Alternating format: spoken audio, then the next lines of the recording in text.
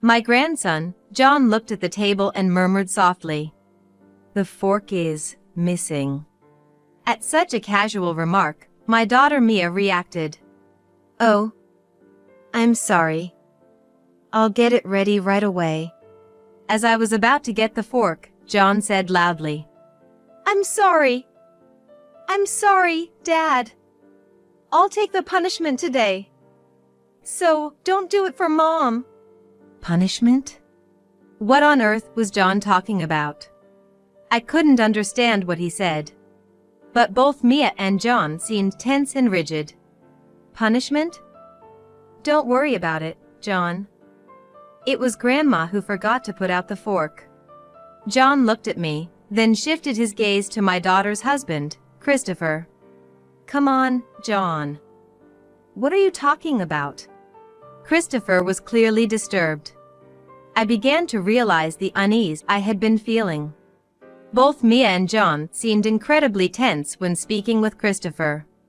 Mia used to talk joyfully with him when they got married, but now it was Christopher who dominated the conversations. Come on, Mia, say something. Christopher was panicking. And surely, everyone at the dining table felt the heavy atmosphere. But no one tried to change it. Christopher, care to explain? Finally, my husband Paul spoke up. He seemed to have noticed something as well. Despite his gentle nature, at this moment, he was as angry as I've never seen him before. His hands were trembling as he placed his clenched fists on the table after taking a deep breath. My name is Madison. I live with my husband and daughter. I married Paul, a co-worker, and we had Mia soon after.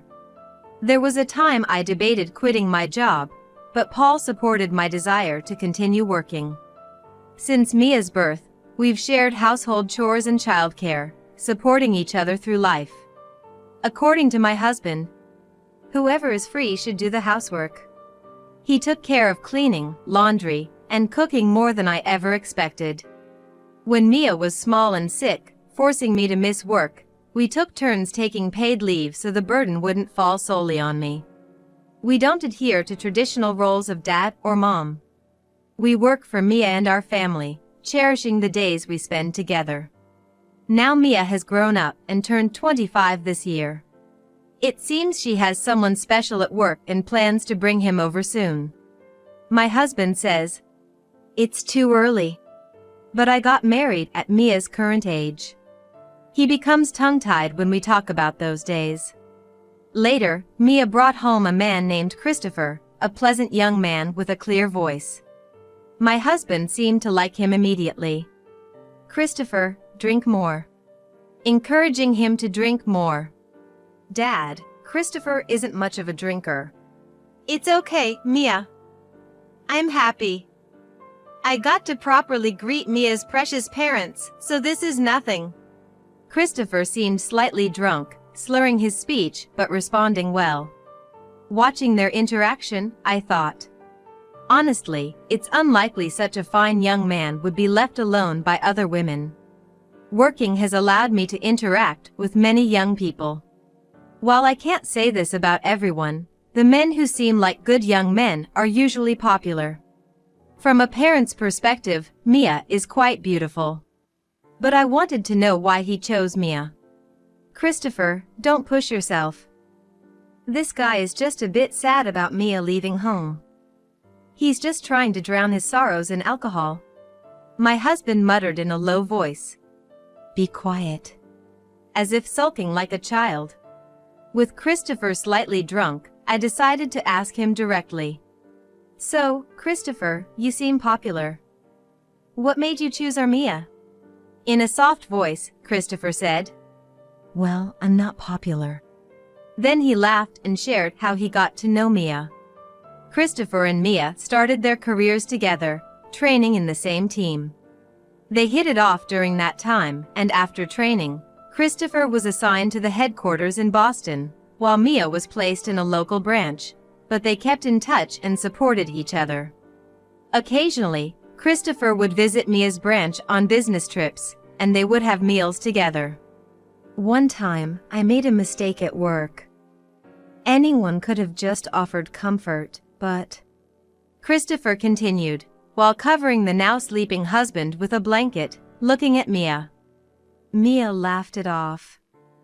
Despite the significant loss, she said, "What's done is done. I even thought about taking your position for you," Mia said with a laugh. It wasn't the time to be down. She made me feel like I could turn things around. I was drawn to Mia's positive and bold attitude before I knew it. Mia has a tomboyish side, like me. As a mom, I wished she had been a bit more ladylike, but I'm glad someone appreciated her for who she is. I thought we were just good friends, Mia said, her ears turning red. Not just from the alcohol, surely. Yes, they seem like a perfect match. I want to laugh at myself for doubting Christopher before. He was genuinely smitten with Mia, uninterested in other women who came his way. Mia was focused on work, not interested in romance, but she was won over by his persistent pursuit. Thus, they started dating, and when Mia got an offer to transfer to the Boston headquarters, Christopher proposed. They decided to continue working while married after discussing it together. Their mutual trust was evident. When the story of how they met had finished, the husband finally woke up. "What were you talking about?" he asked with a sleepy voice. He couldn't have been actually asleep. I have a knack for seeing through my husband's true feelings. He must have been pretending to sleep to listen in. Secret! While trying to keep calm, Mia, with her ears turning red, and Christopher, both blushing with embarrassed smiles, were watched by the husband with a feigned clueless expression. I looked on at the three of them fondly. Christopher's parents also took a liking to Mia, and their marriage was happily decided. After that, busy days of meeting both families and the wedding passed quickly. After the marriage, Mia, who had been working in Boston, decided to quit her job unexpectedly when she got pregnant. She had been so dedicated to her work and had just transferred to the Boston headquarters, which she had always wanted. I was worried if something had happened, but I'm not as skilled as Mom, so I lost confidence in balancing work and raising a child. Plus, I don't want to half-ass both, you know? Mia convinced herself, which made me realize I shouldn't interfere too much. Perhaps it was Christopher's parents' wish as well. Still, my husband and I talked about supporting our daughter, who decided to focus on her family and child. Grandson John was born a month after Mia quit her job. Mia had worked up until her due date, being encouraged by her boss to take maternity and parental leave as late as possible, but she firmly decided to quit. She must have been determined to focus solely on child-rearing. Her visits to our place became more frequent after quitting her job. Yet, her expression was not as bright as before. The distance from Boston to our home wasn't that far. I suggested to Mia to come back and give birth here, but she firmly declined. Was she always this stubborn? I felt something was off, but respected Mia's wish, thinking it might be the emotional instability pregnant women often experience. Thus, Mia gave birth to John at a hospital near their home. Both my husband and I, and Christopher's parents, were overjoyed at the birth of our first grandchild. After John was born, they used to bring him to see us once a month, but gradually those visits became less frequent. It was either New Year's or the summer holiday, wondering if we would see them even once a year, but I was still happy. Even if we couldn't meet, Mia's messages kept us updated on John's growth. My husband and I were still working, but seeing John's photos sent in those messages gave us the strength to keep going. When we could meet, we would spoil John by shopping for toys together or going out to eat. "Don't spoil John too much, Dad and Mom," Mia would say, but she was smiling. "Spoiling them is the grandparents' role," I said, and we all laughed. Those moments were blissful. Then, in the summer when John turned 4, that blissful time of mine came crashing down. That day, Mia's family had returned home for the first time in a year. This year, since Christopher was working during Christmas, he took paid leave for a long-awaited homecoming. I beamed at John's growth. John was always polite. For a 4-year-old boy, he could be more active, but even now, he sat quietly next to Mia. "John, you can relax a bit more," I said, but "It's okay, Grandma." He smiled and replied. Mia looked at John with a gentle gaze. Come to think of it, Mia hasn't been talking much. Even so, you've raised him so well. I was worried when Mia decided to quit her job, but seeing John's growth, that decision might not have been wrong. I spoke to Mia. Mia looked at me with a happy yet somewhat sad expression. Is she not feeling well about it internally? That's right, Mom. Suddenly, Christopher eagerly responded in place of Mia. It was me who asked Mia to quit her job, so John turned out to be such a good boy. I felt something was off. Was it Christopher's wish for Mia to quit her job? But, first they had decided to continue working when they got married, hadn't they? Maybe their thoughts changed after having a child. Well, I wish he could be a bit more mischievous for a boy. My husband also seemed to have something on his mind, similar to mine. It's okay, isn't it? John is smart and kind. I raised him, so he's got a good core. Mia hurriedly tried to end the conversation in a somewhat panicked manner. Christopher listened to this exchange without a smile. Only the sound of a news program from the TV could be heard in the silent living room. To change the atmosphere, I deliberately raised my voice and said, "Well, shall we start preparing for dinner? Mia, could you help me out a bit?" Being alone with my daughter might prompt her to open up. With that hope, I invited Mia to the kitchen. So, we're having steak today, John's favorite. I started speaking as if nothing was wrong, keeping my unease to myself. Mia prepared efficiently. You never did much cooking when you were at home, did you? I laughed, but Mia did not take her eyes off the meat. Having raised Mia while both of us were working, we never had the chance to cook together in the kitchen like this.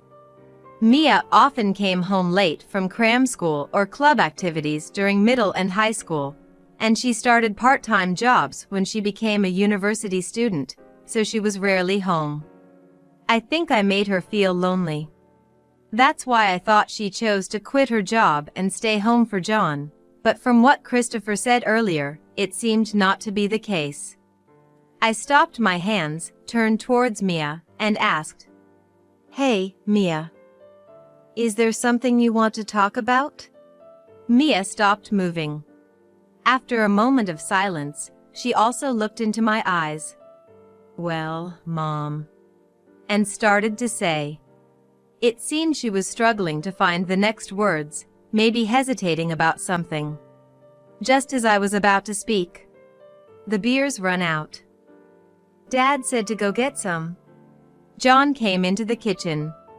Mia snapped back to reality, took a can of beer from the fridge, and handed it to John. Good job, John. Well done. I praised John, and he smiled and returned to the living room. Really, for being only 4 years old, he's already so helpful. I was impressed, but Mia's expression turned sad again. Is something wrong? I tried to ask again, but this time Mia laughed and said, It's nothing. Just a bit tired from the move today. I'm fine, really. She replied cheerfully, but it seemed somewhat forced. Still, Mia acted brightly, so I couldn't press further. The dinner preparations were completed, and we moved the dishes from the kitchen to the dining table. The men were drinking beer in the living room, carefree. My husband would help when it was just the two of us, but in times like these, it couldn't be helped. After arranging the dishes, side plates, drinks, and glasses on the table. All right, dinner's ready. Please, everyone, take a seat. I called out. Wow, this looks delicious. As expected. Christopher praised the meal with a happy face. Not what the thing. It could just be polite, but I couldn't accept it straightforwardly. Unaware of my feelings, Christopher was the first to take his seat, and John tried to sit next to him. However, looking at the table, John muttered quietly, "There's no fork." Mia reacted to this seemingly trivial remark. "Oh? Sorry. I'll get it ready right away." As I was about to get the fork, John said loudly, I'm sorry, Dad. I'll take today's punishment. So please, not Mom." Punishment? What was John talking about? I couldn't understand. But both Mia and John looked tense, their bodies stiff. Punishment? There's no need for that. It's Grandma who forgot to put out the fork, so John, you don't have to worry. John looked at me, then his gaze shifted to Christopher. No way, John. What are you talking about? Christopher was clearly upset. I began to realize the source of the unease I had been feeling. Both Mia and John seemed incredibly tense when speaking with Christopher. Mia used to talk happily when they got married, but now it was Christopher talking at her. Come on, Mia, say something. Christopher was panicking. And surely, everyone realized the heaviness at the dining table. But no one tried to change the atmosphere. Christopher, can you explain what's going on? Eventually, my husband spoke up. He seemed to have noticed something too. Though he's usually gentle, at this moment, he was angrier than I'd ever seen him.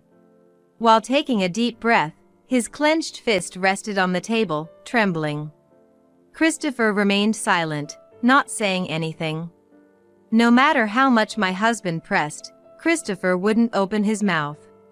He just stared at the table. This was getting nowhere. I decided to ask Mia and John about it.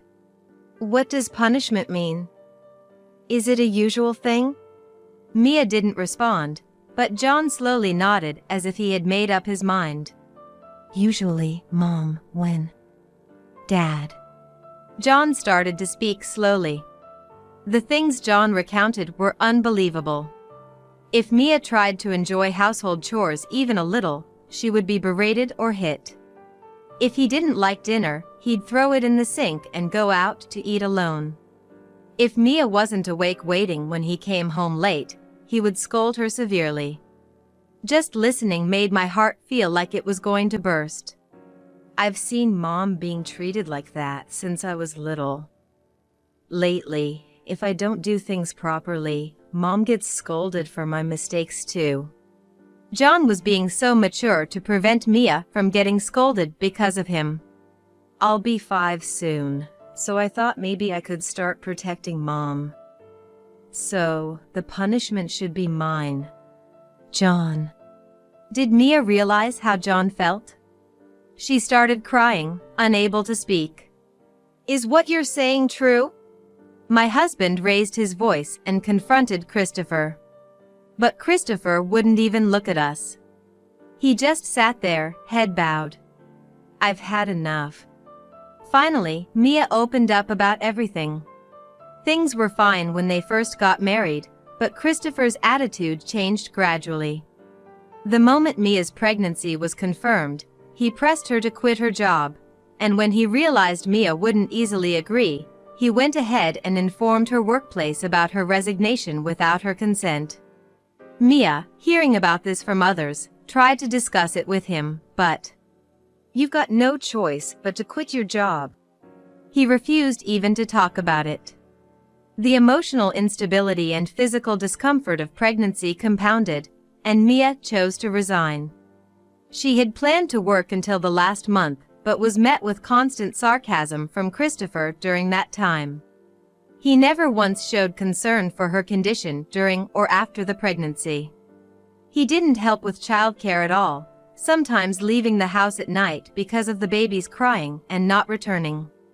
As John grew older, the treatment towards Mia worsened. Mia endured any punishment to protect John, but why didn't you talk to us? I was filled with regret. I had thought my daughter had found her happiness and was leading a good life. If only I had noticed sooner. I thought it would be okay as long as I endured it. Mia continued in a frail voice. She had thought about divorce many times, but was worried about how John would feel without a father. Plus, Christopher's parents were unaware of their son's actions and were kind to both Mia and John. She thought enduring it would keep everyone else happy. But as John grew, Christopher's punishments began to extend to him too. I can endure a lot, but I can't stand him laying a hand on John. John quietly stayed close to Mia. With a voice filled with suppressed anger, my husband asked Christopher again. Christopher, I'll ask you one more time. Is what Mia and John are saying true? Christopher had been looking down, but eventually, he looked up, showing a sarcastic smile as he answered. Yeah, that's right. All because your daughter disrespected me. The once good young man now didn't show any trace of that goodness. How much can a person's expression change? Christopher seemed to be jealous of Mia's adeptness. After getting married and transferring to the Boston head office, Mia was prepared a position higher than Christopher's. Without making any mistakes and being recognized by her boss, Mia became a central figure in her department.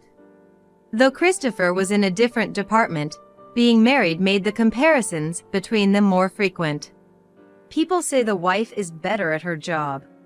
Aren't you under her thumb at home too? Such comments became unbearable for Christopher. He was overjoyed when he found out about Mia's pregnancy, not so much because they were having a child, but probably because this meant they wouldn't be compared anymore. By keeping Mia away from work and focused on housework and childcare, he seemed to take out his frustration on her for any small mistake. Even as Mia flawlessly managed household and childcare tasks, Christopher would not come home, wandering around instead, and was harsh to Mia when he was at home. It's just taking out your frustrations. I couldn't help but raise my voice. Christopher laughed as if possessed. I don't find it amusing to have a woman who's better than me. Women should be more weak, a bit clueless is better. Mia, as if something clicked. You're having an affair, aren't you? She stated with conviction. She's way better than someone like you. Christopher continued to laugh carelessly. Get out. Leave this house right now. My husband must have wanted to yell and hit him. But he restrained those feelings, gritting his teeth and glaring at Christopher. Stay away from Mia and John from now on. The divorce proceedings will go through a lawyer. To those words, Christopher. Yeah. I'm better off. Such a strong-willed woman and a child who only looks to others for cues. Waving his hand without any apology, Christopher left our home. As Christopher left, Mia, crying. Dad, Mom, I'm sorry. And sorry, John. She apologized. It's not your fault, Mia. I'm sorry I didn't notice sooner. Mom, as long as you're not hurt, that's all that matters to me. We comforted each other, blaming ourselves. A few days later, Mia and John moved from Boston. Their belongings were minimal. Christopher had refused to let them take anything necessary for their life. Thus, the divorce mediation began. He initially showed up to the mediation with a carefree face, but his complexion worsened over time. It was clear that he was at fault for his treatment of Mia and John, neglecting childcare, and being seen with another woman at our house.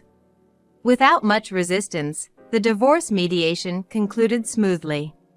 Christopher probably wanted to be rid of Mia and John before things got complicated. Though he had to pay compensation and child support, he complied smoothly. But he never apologized until the end. Later, Christopher was fired from his job. He hadn't informed his company about the divorce, but Mia's former boss witnessed him being friendly with another woman inside the company. After the former boss contacted Mia and her superiors learned of the divorce, it was reported to the executive director. The woman Christopher was involved with turned out to be the executive's daughter. Summoned by the executive, Christopher insisted there was no problem as he was divorced.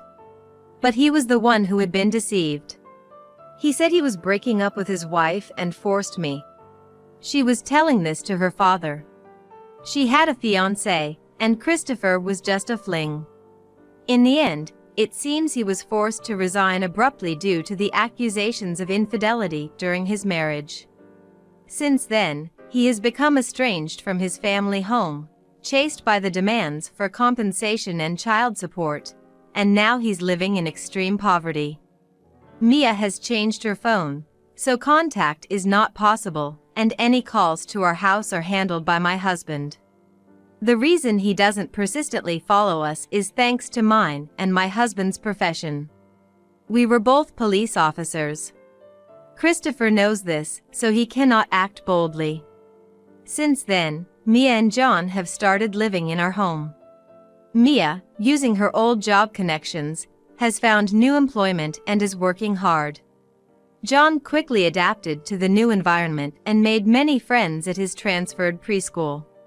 Like a boy of his age, he comes home covered in mud every day, to Mia's dismay. I quit my job, which I was proud of, to protect Mia and John. Not knowing when Christopher might barge in. Every time I remember that incident, I'm filled with regret. I decided I didn't want to go through that again. I am determined to protect my own happiness and my family's happiness. Dinner's ready. I call out to everyone. John, Mia, and my husband each take their place at the table. Let's eat, we say, joining hands, and share the events of our day. Yes, I am determined to protect this happiness.